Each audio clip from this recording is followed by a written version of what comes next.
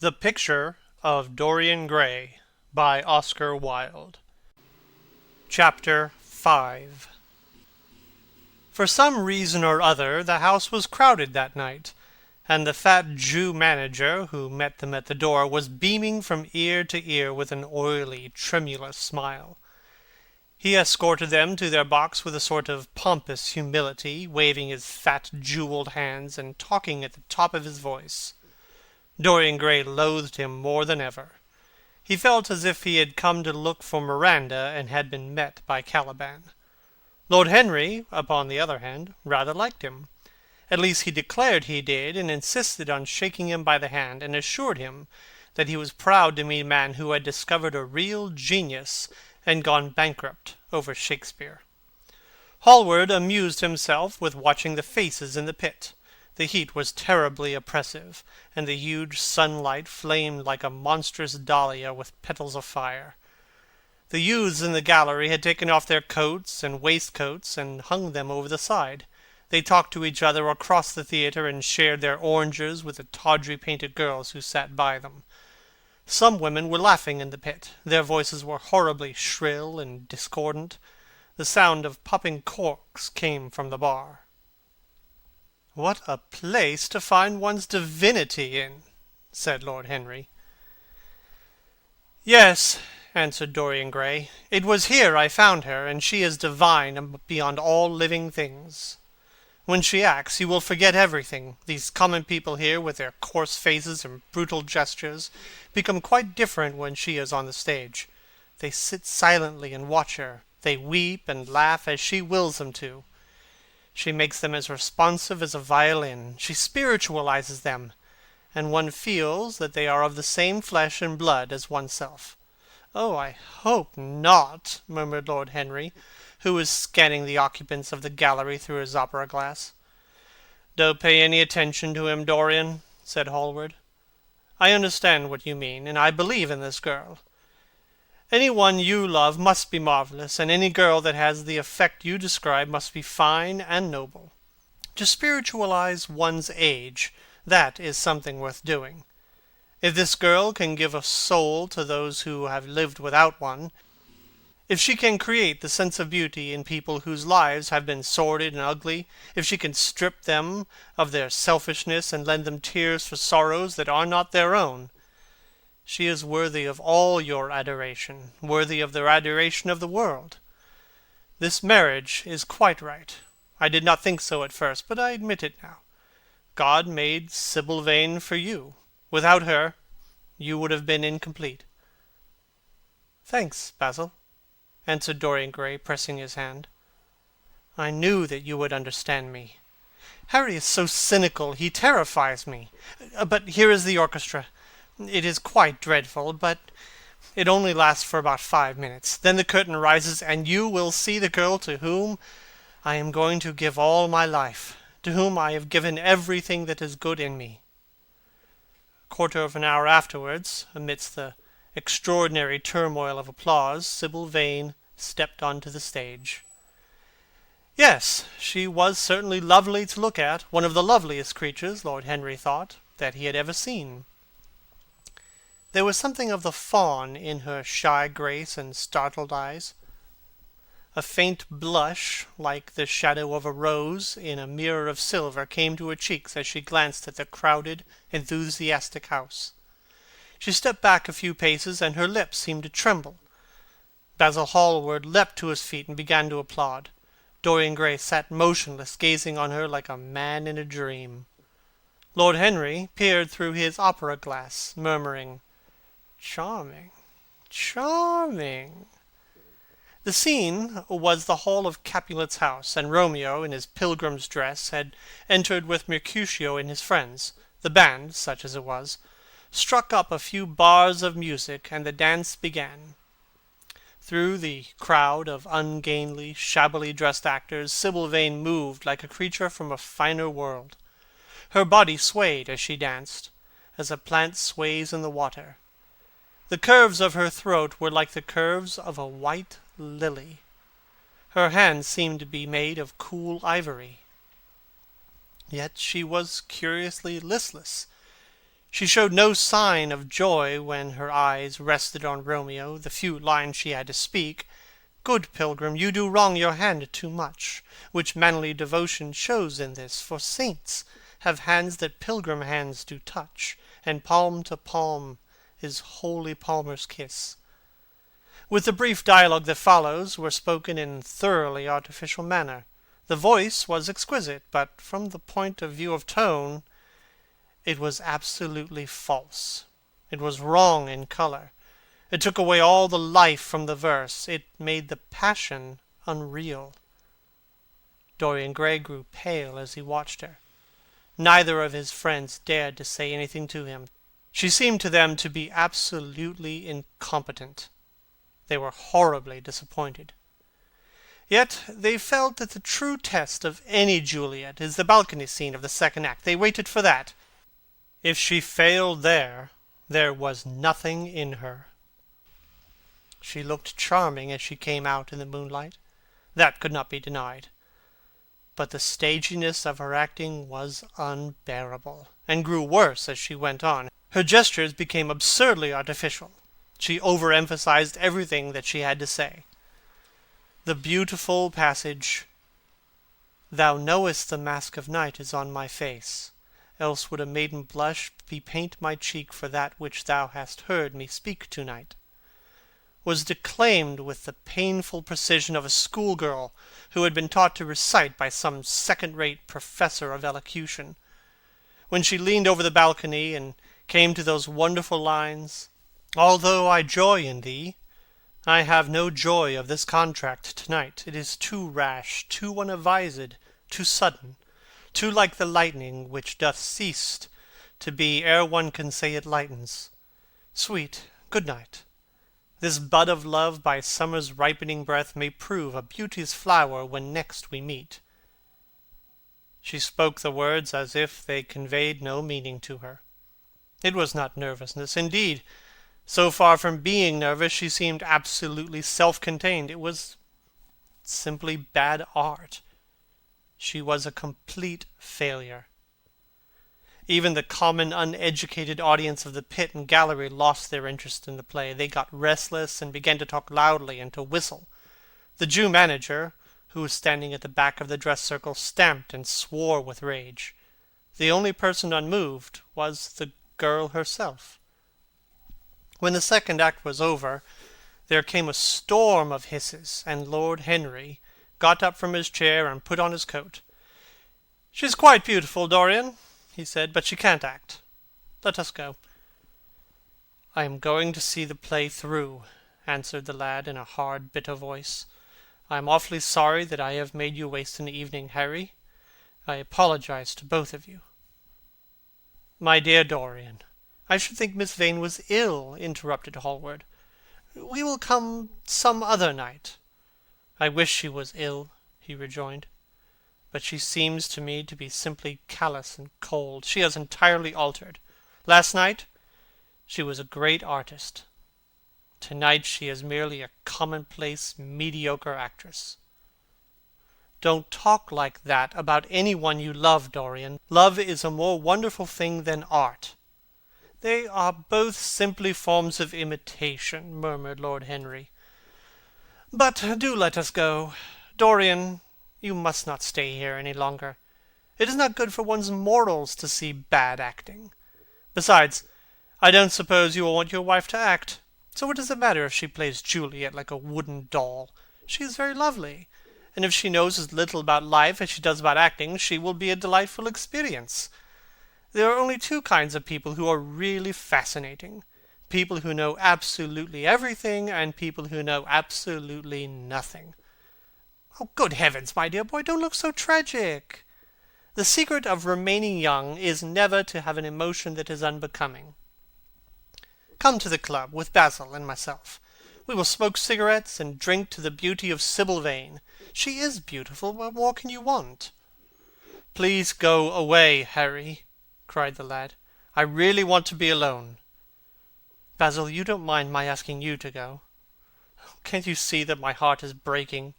The hot tears came to his eyes. His lips trembled, and Rushing to the back of the box, he leaned up against the wall, hiding his face in his hands.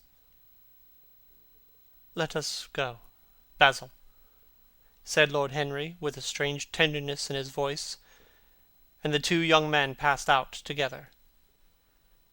A few moments afterwards the footlights flared up, and the curtain rose on the third act. Dorian Gray went back to his seat. He looked pale and proud and indifferent. The play dragged on and seemed interminable. Half the audience went out, tramping in heavy boots and laughing. The whole thing was a fiasco.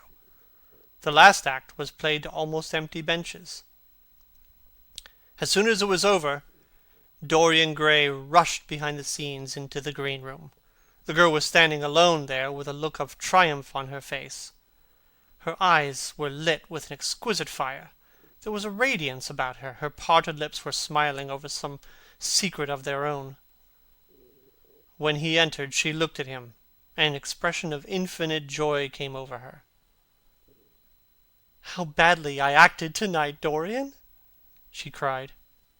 "Horribly," he answered, gazing at her in amazement. "Horribly! It was dreadful. Are you ill?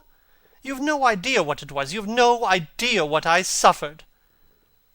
The girl smiled. "Dorian," she answered, lingering on his name with a long-drawn music in her voice, as though it were sweeter than honey to the red petals of her lips. "Dorian, you should have understood. But you understand now, don't you?" "Understand what?" he asked, angrily.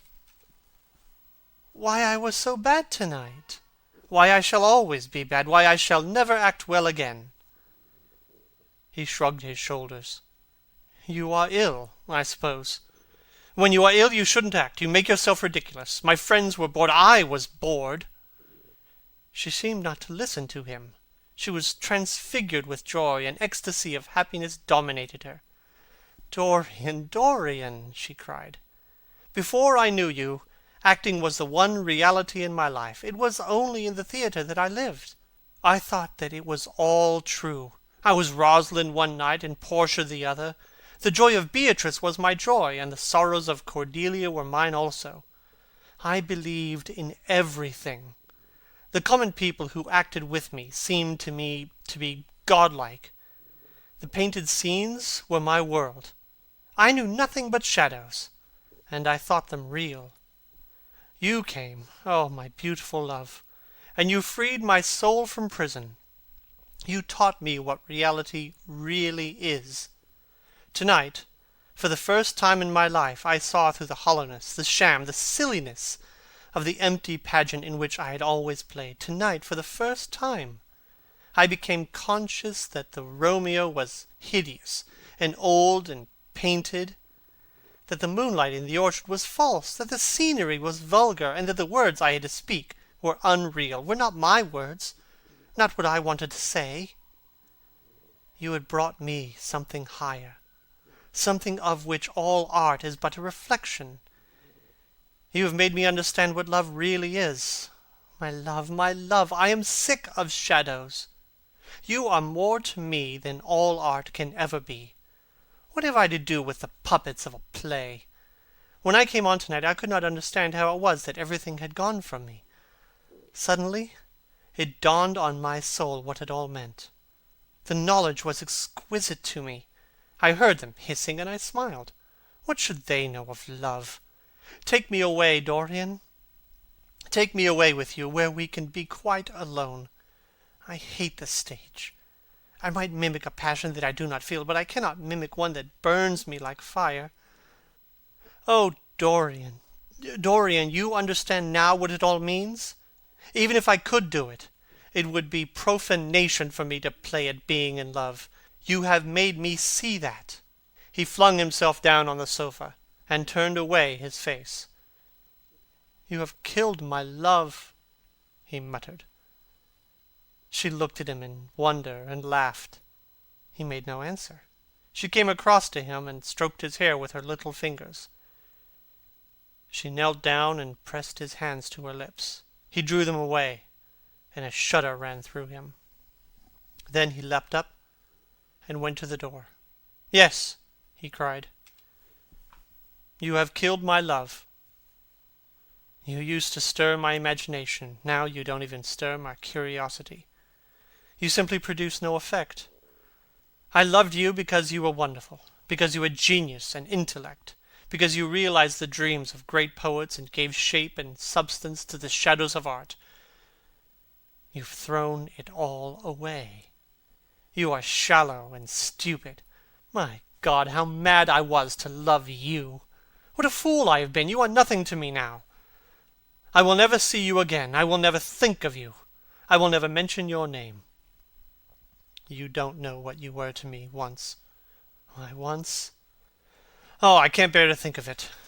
I wish I'd never laid eyes on you. You have spoiled the romance of my life. How little you can know of love, if you say it mars your art. What are you without your art? Nothing. I would have made you famous, splendid, magnificent. The world would have worshipped you, and you would have belonged to me. What are you now? A third-rate actress with a pretty face. The girl grew white and trembled. She clenched her hands together, and her voice seemed to catch in her throat.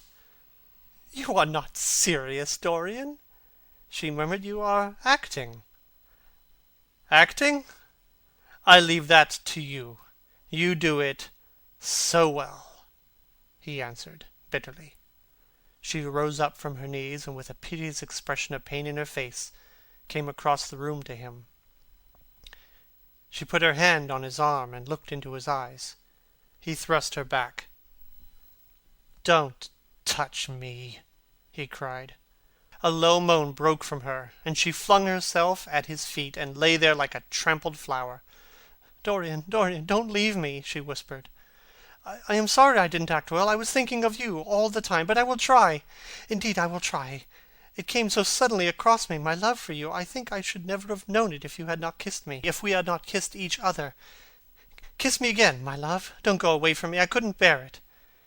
Can you forgive me for tonight? I will work so hard and try to improve. Don't be cruel to me because I love you better than anything in the world. After all, it is only once that I have not pleased you. But you are quite right, Dorian. I should have shown myself more of an artist. It was foolish of me, and yet I couldn't help it. Oh, don't leave me. Don't leave me." A fit of passionate sobbing choked her. She crouched on the floor like a wounded thing, and Dorian Gray, with his beautiful eyes, looked down at her, and his chiseled lips curled in exquisite disdain. There is always something ridiculous about the passions of people whom one has ceased to love. Sybil Vane seemed to him to be absurdly melodramatic. Her tears and sobs annoyed him. "I am going," he said at last in his calm, clear voice. "I don't wish to be unkind, but I can't see you again. You have disappointed me." She wept silently, and made no answer, but crept nearer to him. Her little hands stretched blindly out, and appeared to be seeking for him. He turned on his heel and left the room. In a few moments he was out of the theatre. Where he went to, he hardly knew. He remembered wandering through dimly lit streets with gaunt, black-shadowed archways and evil-looking houses. Women with hoarse voices and harsh laughter had called after him. Drunkards had reeled by, cursing, and chattering to themselves like monstrous apes. He had seen grotesque children huddled upon doorsteps, and had heard shrieks and oaths from gloomy courts. When the dawn was just breaking, he found himself at Covent Garden. Huge carts filled with nodding lilies rumbled slowly down the polished, empty street. The air was heavy with perfume of the flowers, and their beauty seemed to bring him an anodyne for his pain. He followed into the market, and watched the men unloading their wagons. A white-smocked carter offered him some cherries. He thanked him, wondered why he refused to accept any money for them, and began to eat them listlessly. They had been plucked at midnight, and the coldness of the moon had entered into them. A long line of boys carrying crates of stripped tulips, and of yellow and red roses, defiled in front of him, threading their way through the huge jade-green piles of vegetables.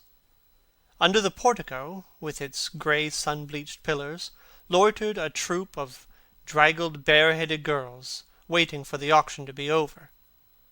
After some time he hailed a hansom and drove home. He was pure opal now, and the roofs of the houses glistened like silver against it.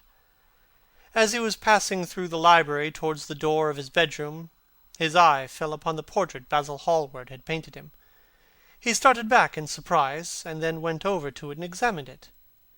In the dim, arrested light that struggled through the cream-coloured silk blinds, the face seemed to him to be a little changed.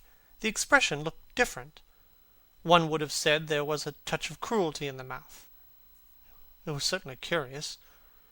He turned round, and, walking to the window, drew the blinds up. The bright dawn flooded the room, and swept the fantastic shadows into dusky quarters where they lay shuddering. But the strange expression that he had noticed in the face of the portrait seemed to linger there, to be more intensified even.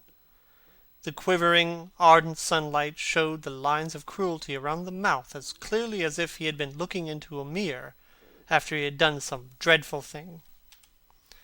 He winced, and, taking up from the table an oval glass framed in ivory cupids that Lord Henry had given him, he glanced hurriedly into it.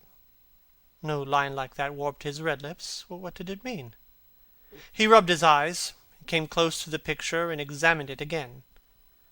There were no signs of any change when he looked into the actual painting, and yet there was no doubt that the whole expression had altered. It was not a mere fancy of his own. The thing was horribly apparent. He threw himself into a chair and began to think. Suddenly there flashed across his mind what he had said in Basil Hallward's studio the day the picture had been finished. Yes, he remembered it perfectly. He had uttered a mad wish that he himself might remain young, and the portrait grow old, that his own beauty might be untarnished, and the face on the canvas bear the burden of his passions and his sins, that the painted image might be seared with the lines of suffering and thought, and that he might keep all the delicate bloom and loveliness of his then just conscious boyhood. Surely his prayer had not been answered. Such things were impossible. It seemed monstrous to even think of them. And yet there was the picture before him with a touch of cruelty in the mouth. Cruelty. Had he been cruel? It was the girl's fault, not his. He had dreamed of her as a great artist, had given his love to her because he had thought her great. Then she had disappointed him.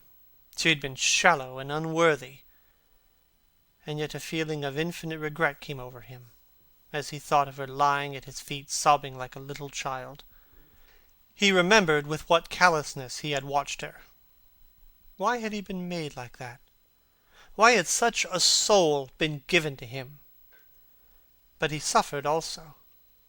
During the 3 terrible hours that the play lasted, he had lived centuries of pain, aeon upon aeon of torture. His life was well worth hers. She had marred him for a moment, if he wounded her for an age. Besides, women were better suited to bear sorrow than men. They lived on their emotions. They only thought of their emotions. When they took lovers, it was merely to have someone with whom they could have scenes. Lord Henry told him that, and Lord Henry knew what women were. Why should he trouble about Sibyl Vane? She was nothing to him now.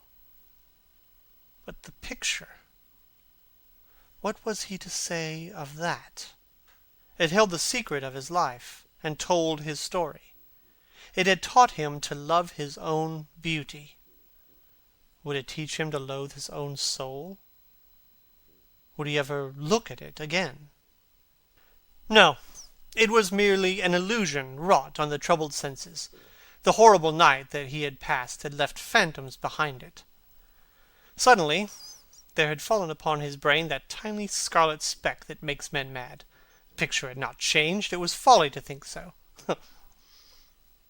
Yet it was watching him, with its beautiful marred face and its cruel smile. Its bright hair gleamed in the early sunlight. Its blue eyes met his own. A sense of infinite pity, not for himself, but for the painted image of himself, came over him.